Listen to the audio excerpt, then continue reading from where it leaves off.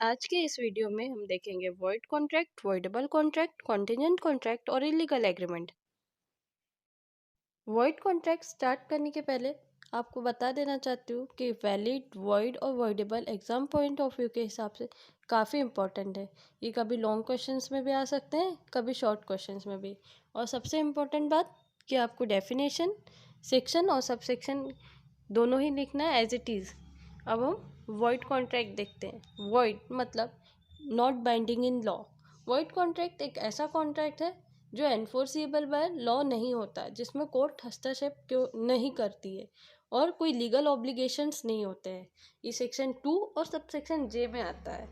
इसको समझने के लिए हम लोग एक एग्जांपल लेंगे। सपोज ए और बी के बीच में एक कॉन्ट्रैक्ट होता है कि ए बी की 2 साल पुरानी कार 3 लाख में खरीदेगा 23 दिसंबर को।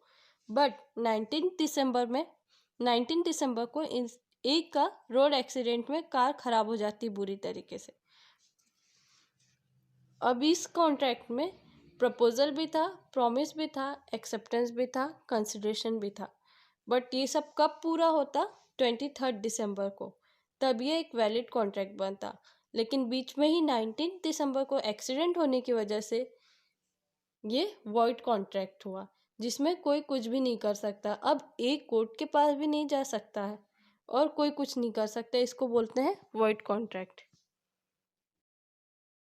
अब कॉजेस ऑफ वॉइड कॉन्ट्रैक्ट देखेंगे। इनकॉम्पिटेंस। इनकॉम्पिटेंस मीन्स कॉन्ट्रैक्ट जब माइनर या अनसाउंड पीपल के साथ होता है या लुनैटिक के साथ होता है तो वो वॉइड हो जाता है। सेकेंड पॉइंट है inclusion of an unlawful object और कंसिडरेशन। जब आपका लॉ ऑब्जेक्ट और कंसिडरेशन अनलॉफुल हो, जो कानून के अंतर्गत नहीं आता हो, जैसे कि आप फ्रॉड कर रहा है, इमोरल ट्रांजैक्शंस हो, ये सब अगर आप कर रहे हैं तो आप ये सब अगर आपके कॉन्ट्रैक्ट में है तो आपका कॉन्ट्रैक्ट वॉइड कहलाएगा। Impossibility of performance. जैसे कि हमने लास्ट एग्जांपल में देखा था कि बी की गाड़ी का एक्सीडेंट हो जाता है और वो बहुत बुरी तरीके से ख़राब हो जाती है। वो इसके लिए बी के लिए इम्पॉसिबल हो जाता है कॉन्ट्रैक्ट को कैरी आउट करना। इसी तरीके से कोई भी कॉन्ट्रैक्ट जब किसी एक पार्टी के लिए इम्पॉसिबल हो जाता है कैरी आउट करना, उसको इम्पॉसिबिलिटी ऑफ परफॉर्मेंस कहते हैं। सो ये थे कॉजेस ऑफ वॉइड कॉन्ट्रैक्ट। इसका पीडीएफ मैंने डिस्क्रिप्शंस में दे दिया है, आप इसको डाउनलोड कर सकते हैं। वॉइडेबल कॉन्ट्रैक्ट में miss representation, fraud, undue influence होता है। मतलब एक पार्टी पे दूसरी पार्टी जो ज़बरदस्ती, धमकी और फोर्स करके कोई भी चीज़, इमोशनल अत्याचार भी होता है, वैसे कोई भी प्रेशर डाल के अगर कोई कॉन्ट्रैक्ट साइन होता है तो उसको वॉइडेबल कॉन्ट्रैक्ट कहते हैं। ये कोर्ट में जाके वॉइड भी कराया जा सकता है कि ये कॉन्ट्रैक्ट बेकार है, लेकिन जब तक कोर्ट में नहीं जाता है तब तक ये वॉइडेबल कॉन्ट्रैक्ट होता है। इसकी डेफिनेशन देखेंगे। Avoidable contract is a formal agreement between two parties that may be rendered unenforceable for a number of legal reason. Reason that can make a contract voidable include failure by one or both parties to disclose a material fact, a mistake, misrepresentation, or fraud, or undue influence. Difference between void contract and voidable contract, meaning the type of contract which cannot be enforceable is known as void contract. Voidable contract, the contract in which one of the two parties has the option to enforce or rescind it, is known as voidable contract. Defined in Section 2, Subsection J of the Indian Contract Act 1872. Voidable contract is defined in Section 2, Subsection I of Indian Contract Act 1872. Nature. The contract is valid but subsequently becomes invalid due to some reason. Voidable contract. The contract is valid until the party whose consent is not free does not revoke it. Reason.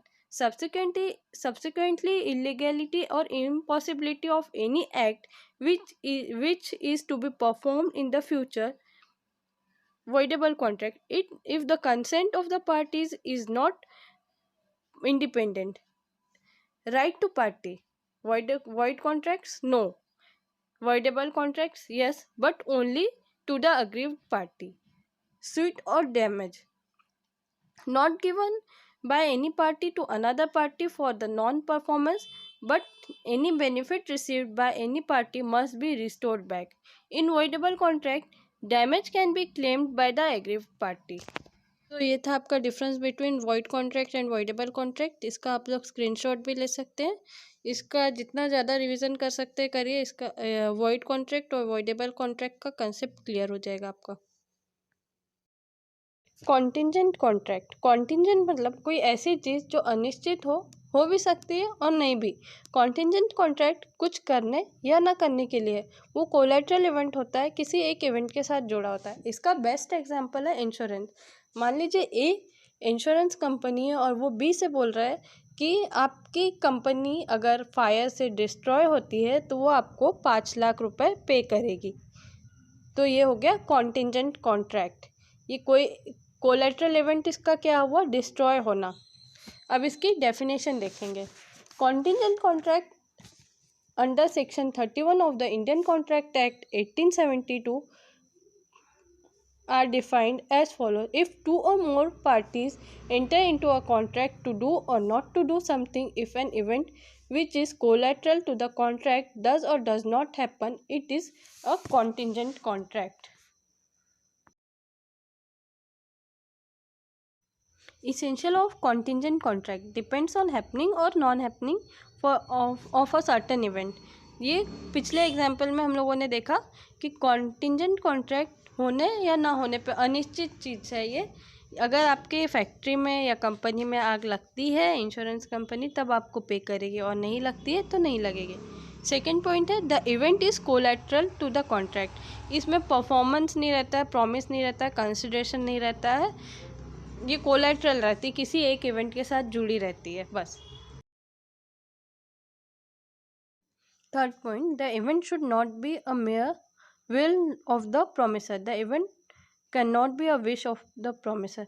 ये promisor की wish नहीं होती कि उनके यहाँ पे आग लग जाए और जो है मुझे कॉन्ट्रैक्ट परफॉर्म करना पड़े। Fourth point, the event should be uncertain. ये एकदम अनसर्टन होता है। If the event is sure to be happen, अगर इवेंट श्योर होता है कि आग लगने ही वाली है तो वो कॉन्टिजेंट कॉन्ट्रैक्ट नहीं होता है। ये अगर अनश्योर रहा तो वो और परफॉर्म हुआ तो वो कॉन्टिजेंट कॉन्ट्रैक्ट होता है। जानबूझ के की हुई चीज़ कॉन्टिजेंट कॉन्ट्रैक्ट। इल्लीगल एग्रीमेंट में देखेंगे, इसमें कुछ कंटेंट है जो देखेंगे अभी। Against the law of the land, ये आता है। अब सेकेंड आता है अपोज टू पब्लिक पॉलिसी, जो इलीगल एग्रीमेंट में आता है। और थर्ड आता है क्रिमिनल और इमोरल इन नेचर। अब इलीगल एग्रीमेंट की डेफिनेशन देखेंगे। An illegal agreement under the common law of contract is one that the court will not enforce because the purpose of the agreement is to achieve an illegal end. The illegal end must result from performance of the contract itself. Illegal agreement का purpose ही ये होता है कि इसका and भी illegal ही हो, जो ज़बरदस्ती से और हथियाया हुआ वो सब हो। ठीक है। Thank you for watching this video. Hopefully आपको ये समझ में आया होगा वॉइड, वॉइडेबल और कॉन्टिजेंट कॉन्ट्रैक्ट। अगर ये वीडियो अच्छा लगा तो लाइक, सब्सक्राइब, शेयर और कमेंट ज़रूर करें। Thank you.